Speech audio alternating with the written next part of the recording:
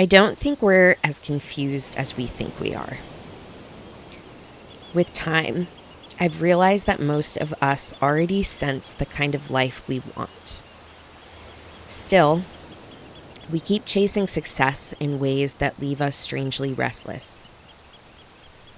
We work jobs we can't wait to leave, accumulate things that never satisfy, and sometimes become so overwhelmed by what we've built that we start searching for escape.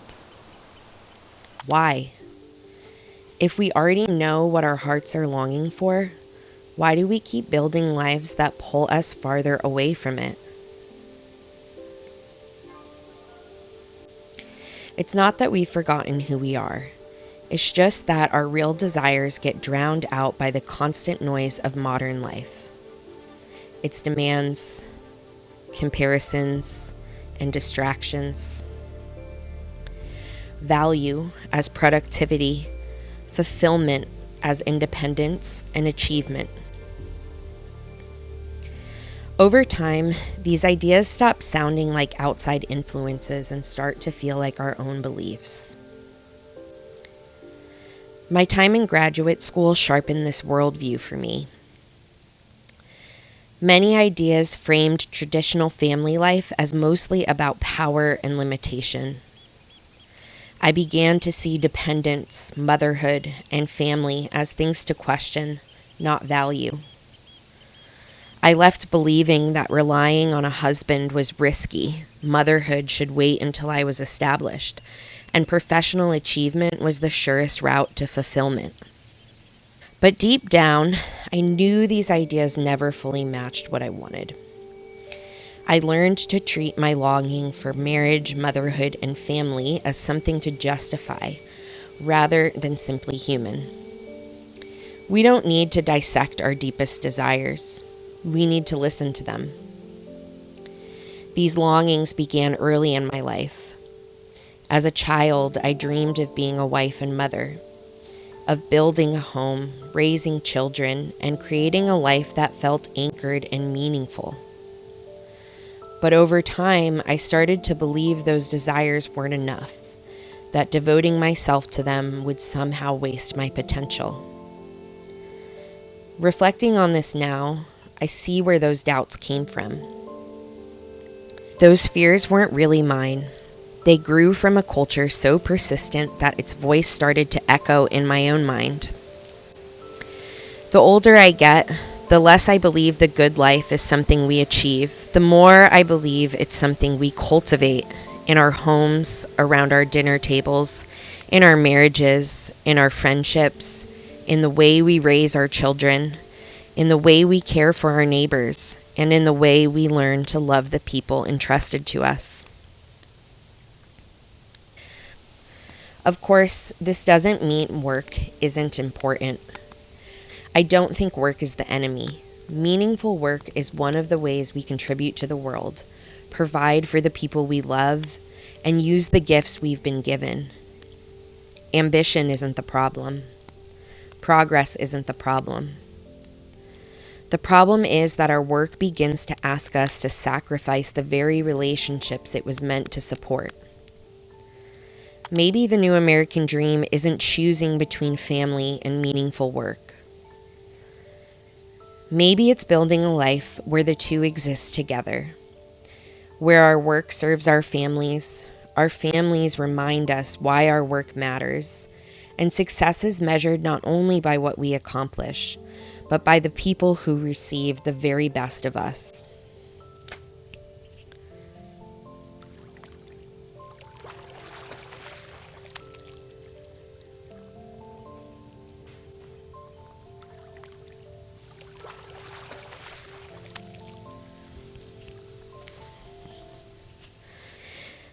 Just today, I was sitting outside with my morning tea and a book while my daughter ran through the sprinkler down the street with her friends. It gave me a quiet afternoon to write before she and my husband came home. We'd cook dinner together, sit beneath the trees in our backyard, and there would probably be a micro tantrum or two as we continue helping our 3-year-olds learn how to navigate big emotions. We'd laugh, We might disagree for a moment. We'd cuddle. We'd simply be together. And in the middle of that ordinary day, I had this overwhelming realization. I already have it. Not a perfect life, not an easy life, but a deeply good one.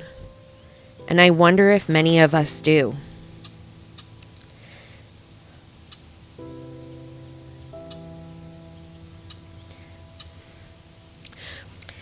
Recently, I came across the longest running study on human happiness, and I was surprised to find that the researchers arrived at almost the exact same conclusion.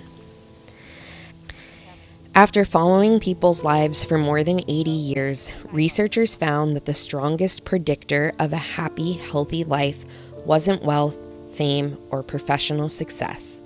It was the quality of our close relationships. I think our hearts knew this long before Harvard did.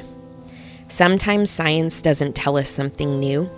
It simply gives us a language for something human beings have quietly known all along.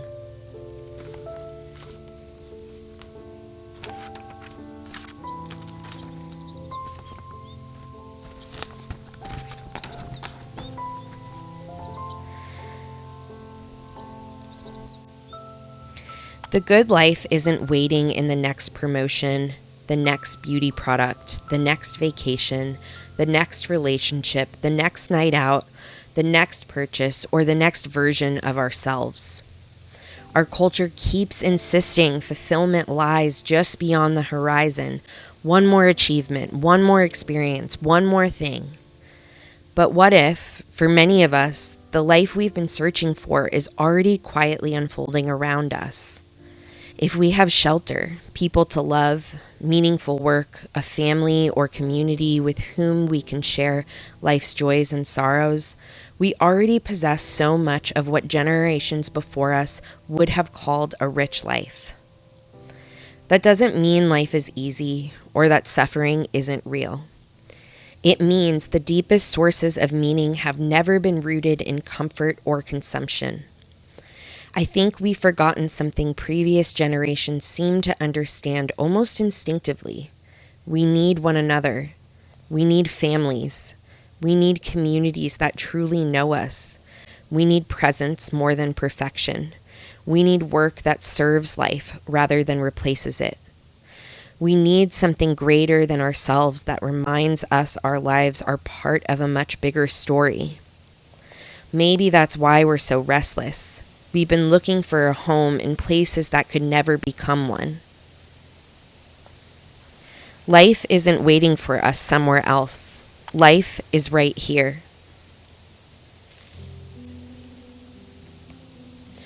Okay, I want to try something with you. Think of one of your happiest memories. Don't analyze it, just let it come to you. Close your eyes. What do you see? Who's there with you? Is it a promotion, a bigger paycheck, another meeting? Or is it something much quieter? When I ask myself that question, I don't see accomplishments. I see my daughter's eyes. I see the trees moving in the wind in our backyard. I hear laughter around the dinner table last Saturday night, eating hot dogs and baked beans and t-shirts with sun-kissed skin after a long day outside. I remember the feeling of being completely present. Maybe your picture looks different than mine. It's tempting to keep up with everyone else. I feel that pull every day.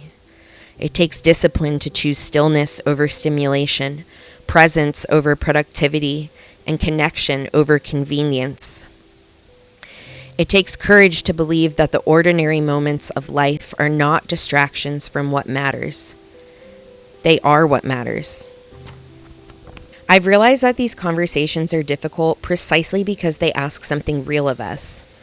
It's much easier to believe fulfillment is waiting in the perfect job, the right city, or the next version of ourselves.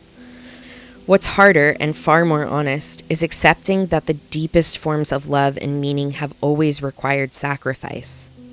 If presence matters, then where I give my attention matters. If family matters, then how I spend my evening matters. If children are shaped by ordinary moments, then success can't be measured by work alone. The more I've read and explored philosophy, I've come to understand that people who disagree about almost everything else often seem to arrive at remarkably similar conclusions about what makes a good life. I find it remarkable that psychology, neuroscience, philosophy, religious tradition, and even our own happiest memories all seem to point in the same direction. Maybe that's worth paying attention to. So why do we keep building lives that pull us further away from what our hearts long for? I think it's because we've slowly confused what the world rewards with what actually allows us to flourish. We've become so accustomed to measuring our lives by what can be seen, our careers, our homes, our followers, our accomplishments, that we've forgotten to measure them by what actually endures. But every time I stop long enough to pay attention to my daughter laughing outside, to dinner with friends, to my husband walking through the front door after work, I find myself arriving at the same conclusion. Maybe that's what we've been searching for. Not another identity, not another achievement, not another version of ourselves.